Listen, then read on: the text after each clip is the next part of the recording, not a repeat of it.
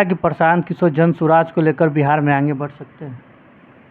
प्रशांत किशोर जन स्वराज को लेकर अभी उन्होंने एक संगठन बनाया है, लोगों को जोड़ रहे हैं। आने वाले समय में लोग उनके साथ कैसे जुड़ेंगे, मतदाता कैसे उनके साथ जुड़ेंगे, वो तो सब भविष्य है। उसके खिलाफ आवाज़ आती है। जो विपक्ष में रहता है, जो तीसरा आदमी आता है, वो दोनों के खिलाफ बोलता है। अब वो क्या बोल रहे हैं, नहीं बोल रहे हैं, उससे मैं उसके डीपली में नहीं जाऊंगा। लेकिन मुझको समझ में जहाँ तक आता है कि 2025 का चुनाव बिहार में बहुत रोचक थे। वो उनका व्यवसाय था। जिस तरह की वो कामों में लगे हुए थे, वो एक कंपनी के माध्यम से वो उनका व्यापार था। अब जो वो काम करने जा रहे हैं, वो एक सामाजिक काम है। वो सामाजिक काम इनके हाथ में नहीं है। वो लोकतंत्र डेमोक्रेसी में वो जनता के हाथ में है। अब जनता उनके इस कामों को कैसे लेगी, वो तो आने वाला समय जनता के बीच में जाएंगे। जनता उनको कैसे लेती है, क्या उनके पास वोट बैंक की पॉलिसी होगी, इस तरह की पहले चुनाव तो आने दीजिए। आप 40% को रखिए, 100 को रखिए, आप थोड़ी रखेंगे। जनता जिसको चुन के आएगी वो विधानसभा चुनाव 25 में होना है, लेकिन बिहार विधानसभा चुनाव अभी से गर्मा गया है। एक तरफ आरजेडी, बीजेपी और जदयू का सामना होना है। दूसरी तरफ अगर बात करें तो जन स्वराज एक गठन है। 2 अक्टूबर को वो पार्टी में तब्लीग होगा।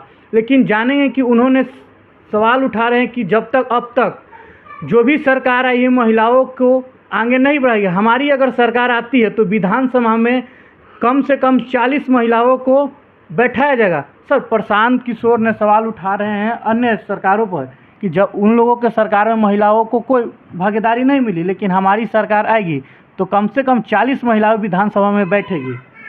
पहले चुनाव तो आने दीजिए। वो चुनाव लड़ेंगे, जनता के बीच में जाएंगे। जनता उनको कैसे लेती है, क्या उनके पास वोट बैंक की पॉलिसी होगी, इस तरह की पहले चुनाव तो आने दीजिए। आप 40% को रखिए, 100 को रखिए, आप थोड़ी रखेंगे। जनता जिसको चुन के आएगी वो विधानसभा में जाएगा। तो उनका ओवर कॉन्फिडेंस है क्या? ये राजनीति में इस तरह का ओवर कॉन्फिडेंस नहीं होना चाहिए। क्योंकि लोकतंत्र में हमेशा जनता मालिक होता है। जनता जिसको 243 में महिलाओं को चुन के भेज देगी, 243 जीतेगा, बैठेगा वहाँ। इसमें 40 की क्यों बात कर रहे हैं?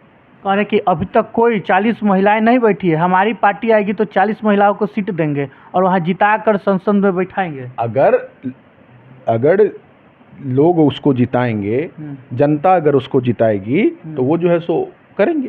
उसमें क्या दिक्कत है? अच्छा, प्रशांत किशोर नीतीश कुमार जी के साथ काम कर चुके हैं, प्रधानमंत्री जी के काम कर चुके हैं, तो लोग उन पर क्यों विश्वास करें? वो भी तो उन लोगों से जुड़े हुए हैं ना। देखिए, जो वो काम कर रहे थे वो उनका व्यवसाय था। जिस तरह की वो कामों में लगे हुए थे, वो एक कंपनी के माध्यम से वो उनका व्यापार था। अब जो वो काम करने जा रहे हैं, वो एक सामाजिक काम है। वो सामाजिक काम इनके हाथ में नहीं है। वो लोकतंत्र डेमोक्रेसी में वो जनता के हाथ में है। अब जनता उनके इस कामों को कैसे लेगी, वो तो आने वाला समय बताएगा, विधानसभा का चुनाव बताएगा।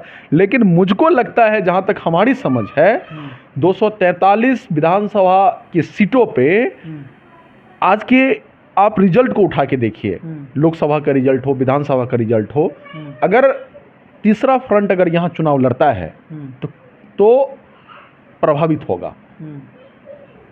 लोगों के पास विकल्प आएंगे और चीज़ें को प्रभावित करेंगी। लेकिन वो सवाल लगातार विपक्ष पे और सरकार पे उठा रहे हैं कि क्या 9वीं फेल बनेगी बिहार के मुख्यमंत्री, या जो बदलते रहते हैं पहले वो बनेंगे? कैसे होगा बिहार का विकास? अब तो आने वाले समय में देखिए, अब लाजमी है जो सत्ता में रहता है उसके खिलाफ आवाज़ आती है। जो विपक्ष में रहता है, जो तीसरा आदमी आता है, वो दोनों के खिलाफ बोलता है। अब वो क्या बोल रहे हैं, नहीं बोल रहे हैं, उससे मैं उसके डीपली में नहीं जाऊंगा। लेकिन मुझको समझ में जहाँ तक आता है कि 2025 का चुनाव बिहार में बहुत रोचक होगा।